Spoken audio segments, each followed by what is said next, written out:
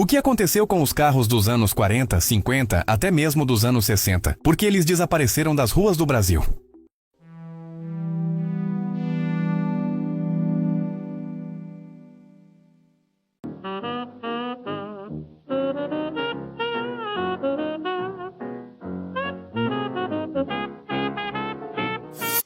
Você já reparou que é quase impossível ver nas ruas brasileiras um carro dos anos 50 ou até dos anos 60? Enquanto nos Estados Unidos ainda existem Chevrolet Bel Air, Cadillacs e Fords da década de ouro do automobilismo, aqui no Brasil quase tudo desapareceu. Mas por quê? Hoje a gente vai entender o que fez os carros antigos, os verdadeiros clássicos, sumirem das nossas ruas e garagens.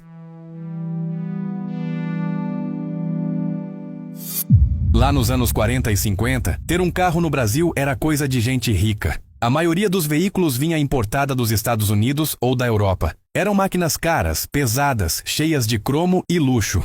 O país ainda nem produzia seus próprios automóveis. O que chegava vinha de navio.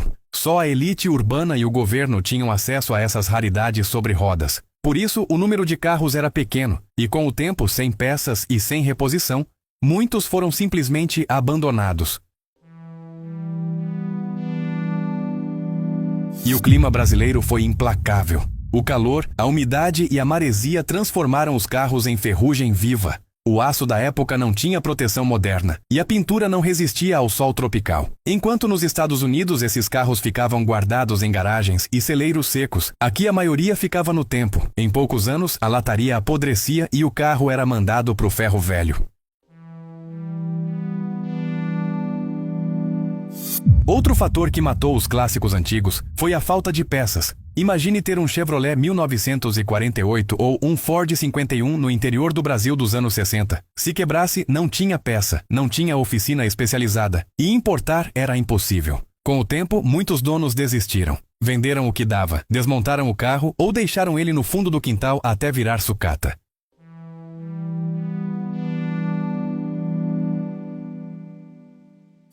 A partir de 1956, com o governo Juscelino Kubitschek, o Brasil começou a produzir carros em território nacional.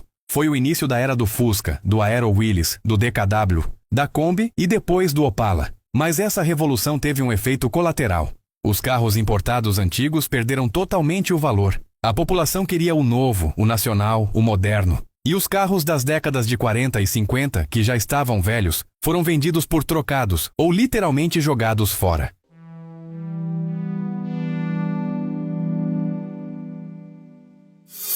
Enquanto nos Estados Unidos colecionar carro antigo se tornou parte da cultura, no Brasil isso nunca aconteceu.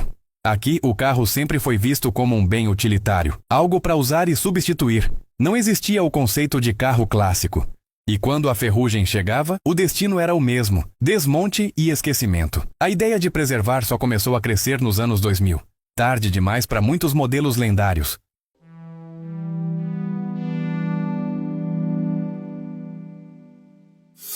Hoje, os carros que restaram dessa época são verdadeiros tesouros históricos. Um Chevrolet Fleetline, 1948, um Ford Tudor 1939, ou um Willys americano de antes da produção nacional valem pequenas fortunas. São peças únicas, salvas por gente apaixonada que dedicou anos de trabalho e dinheiro para restaurar o impossível. Cada um deles conta uma parte da história do Brasil, de um tempo em que dirigir era símbolo de status e liberdade.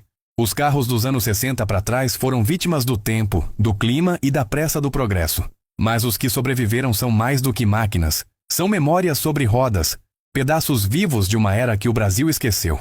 E você, se pudesse resgatar um carro clássico daquela época, qual escolheria? Conta aí nos comentários e se curtiu a história, deixa o like e se inscreve para acompanhar outras curiosidades como essa.